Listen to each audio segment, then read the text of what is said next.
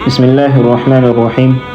إن الحمد لله نحمده ونستعينه ونستغفره ونعوذ بالله من شرور أنفسنا ومن سيئات أعمالنا. من يهده الله فلا مضل له ومن يضلل فلا هادي له. وأشهد أن لا إله إلا الله وحده لا شريك له وأشهد أن محمدا عبده ورسوله. والصلاة والسلام على سيدنا محمد وعلى آله وصحبه أجمعين. أما بعد. Assalomu alaykum va rahmatullohi va barakatuh. Alloh taologa behisob hamd va sanolar bo'lsin. U zot bizlarni islom ne'mati bilan sharafladi. Iymon bilan qalblarimizni nurlantirdi. Payg'ambarimiz Muhammad Mustafa sallallohu alayhi va sallamga, u zotning ahli baytlari va sahobalariga Allohning salovat va salomi bo'lsin.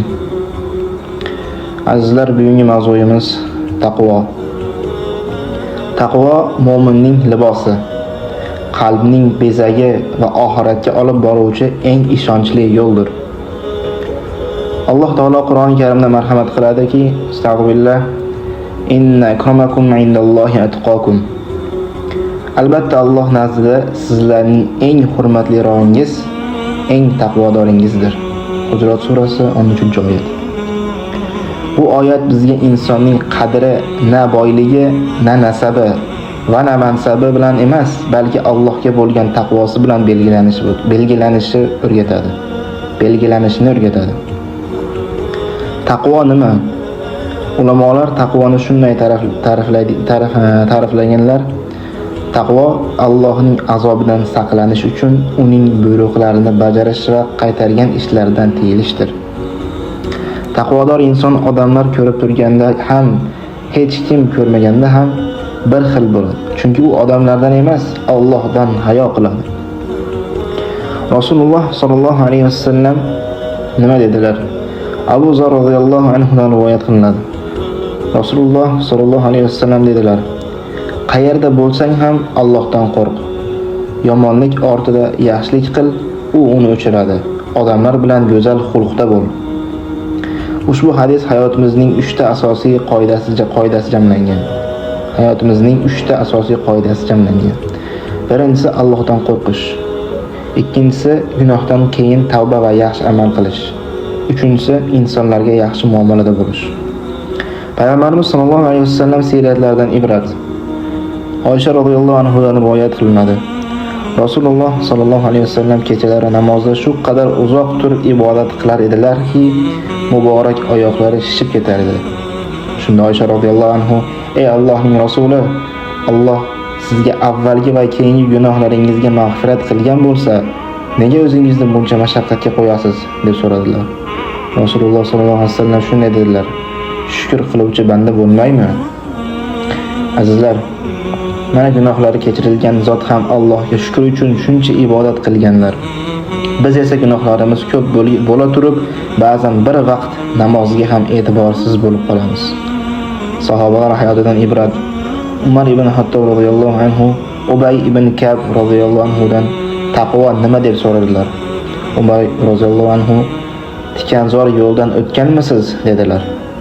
Umar radhiyallohu anhu: "Ha, qanday o'tgansiz?" "Kiyimga tikan ilinmasligi uchun ehtiyot bo'lib o'tganman." Shunda Ubay radhiyallohu anhu: "Mana shu taqvo" dedilar. Ya'ni mu'min ham hayotida gunohlardan xuddi tikanzordan qochgandek ehtiyot bo'lish kerak. Bugungi hayotimizga tatbiq, azizlar, bugungi kunda taqvoga ehtiyojimiz yanada katta. Telefonimizda nima ko'ryapmiz? Tilimiz bilan nimalar gapiryapmiz? Savodimiz halolmi? Ota-onamizdan rozilik oldikmi? Namozlarimizni vaqtida o'qiyapmizmi? Mana shu savollarga har kuni javob bersak, inshaalloh hayotimiz o'zgaradi. Alloh taolo yana rahmat qiladi. Astagfirullah. "Va man yattaqillaha yaj'al lahu makhraja va yarzuquhu min haythu la yahtasib." Kim Allohdan taqvo qilsa, u zot unga chiqish yo'lini qilib qo'yadi va unga o'ylamagan tomondan rizq beradi. Taloq surasi 2 va 3-oyatlar. Demak, taqvo nafaqat oxirat uchun, balki dunyodagi baraka, xotirjamlik va rizqning ham sababidir. Xulosa, aziz birodarlar, kelinglar har kuni qalbimizni hisob-kitob qilaylik. Namozimizni asraylik. Qur'on bilan do'st bo'laylik. Ota-onamizga yaxshilik qilaylik. Halol rizq topaylik. Shunda Allohning yordami va barakasi hayotimizga tushadi. Allohim qalblarimizni iymon va taqvo bilan bezatgan. Bizlarni sen yaxshi ko'radigan va sen rozi bo'ladigan bandalaringdan qilgin. Allohim namozlarimizni qabul qilgin, gunohlarimizni mag'firat etgin. Ota-onalarimizni rahmating bilan siylagin. Yurtimizga tinchlik va baraka ato etgin. Rasululloh sallallohu alayhi vasallamning shafaatlariga musharraf etgan va barchamizni jannatiga kiritgan. Aqulu qawli hada va astaghfirulloha li va lakum. Innalloha va malaikatahu yusalluna alan nabiy. Ya ayyuhallazina amanu sallu alayhi wa sallimu taslima. Wassalamu alaykum wa rahmatullahi wa barakatuh.